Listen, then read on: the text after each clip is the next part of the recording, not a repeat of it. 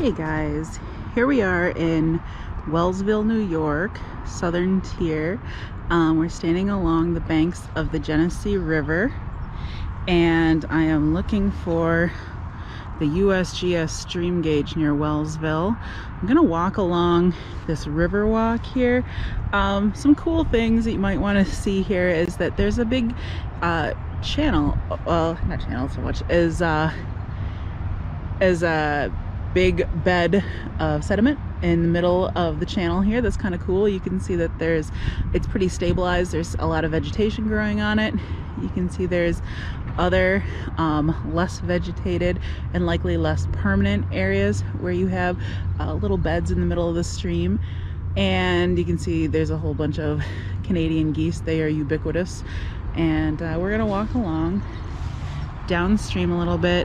I looked at the coordinates for the stream gauge on the USGS website, and I am dedicated to finding this. So let's go on a journey. Okay, so I haven't found the stream gauge yet, but what I did find is something else I wanted to show you anyway. So this is, oh, let me not kill myself here. This is a water main. And basically, if we look up, there's the Tops Plaza in Wellsville, and then there's another shopping plaza down there. This is a storm sewer, basically. So when there's really high precipitation events and the sewers get kind of flooded, they'll open this up, and all the water that gets kind of rushed from parking lots and down into sewers in flood conditions will flood out into the Genesee River here, and that is one of the many ways that humans interact with the environment. I'm gonna keep my search going. Hey again, still searching for the USGS stream gauge, but I wanted to stop to talk to you really quickly about meanders and remind you a little bit about stream velocity. So a curve, an S-shaped curve in a stream is called a meander. The inside of the meander is called a point bar, and it is where the water moves slowest. And you can see that here, right? You can see that there are gravel deposits on the right, or sorry, on the left bank in this image. And you can also see that there are some larger rocks placed on the outside of the meander, which is what is called the cut bank, where the velocity is greater. It's net erosion on the cut bank, and those rocks were placed there to help to kind of stabilize the location of the river and reduce erosion. So that's about that. Oh, we got a big dog coming, pretty sweet. And continuing to search for that beautiful stream gauge. Gotta be getting closer. All right, so I'm not sure if you can see it, but you probably see something that looks like a shiny strip there.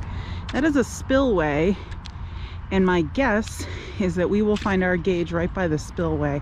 Spillways are put in so that we can kind of control the flow of water downstream, and if I were looking to measure, I'd be looking near there. So we will continue our exploration. So as suspected, this is the stream gauge, and I'm gonna be honest, I don't know if I'm trespassing, but I feel confident that if I am, someone will come out to talk to me, which is exciting. I haven't gotten yelled at yet today, so we'll see. But perhaps there's an alternative way in here rather than walking through someone's backyard. So we're not going to go in the stream gauge, but we're going to see if we can see the river from the stream gauge location. The river is just on the other side of these shrubs and trees. They call the area, geologists call the area on either side of a river the riparian zone. And the riparian zone is incredibly important for controlling erosion in a riverine environment. And that's because these trees and shrubs and grasses are going to absorb a lot of water. Oh, no, if you can hear, but that is the water going over the spillway. And here's the USGS gauging station. So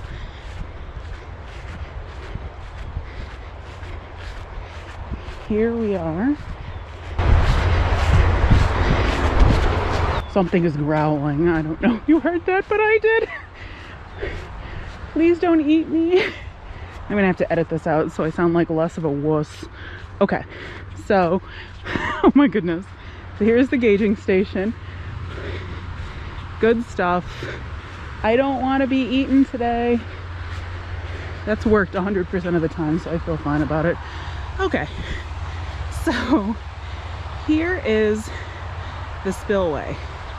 So what you notice about the spillway is that it is, I don't know if you can see on this far end over here, there's kind of a rectangular shape to it.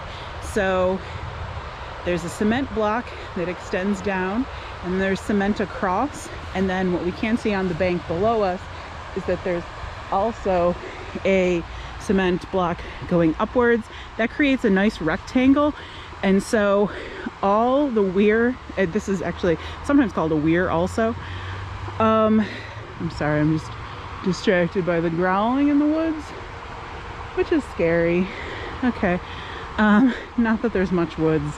All right, I'm gonna stop being a wimp. So this is basically, if you know the shape, which is a rectangle, and you can determine the height of the water, then you can determine and you can tell the flow rate, then you can determine the discharge or the volume of water that's passing over this spillway in any given period of time.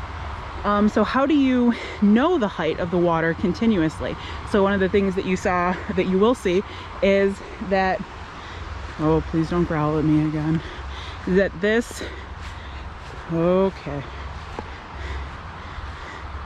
USGS gauging station has been at this location for a really long period of time, and it's locked. So I'm going to show you a short video basically about how gauging stations work, but the height is constantly being recorded, and then that is being transmitted via radio waves to the U.S. Geological Survey's office.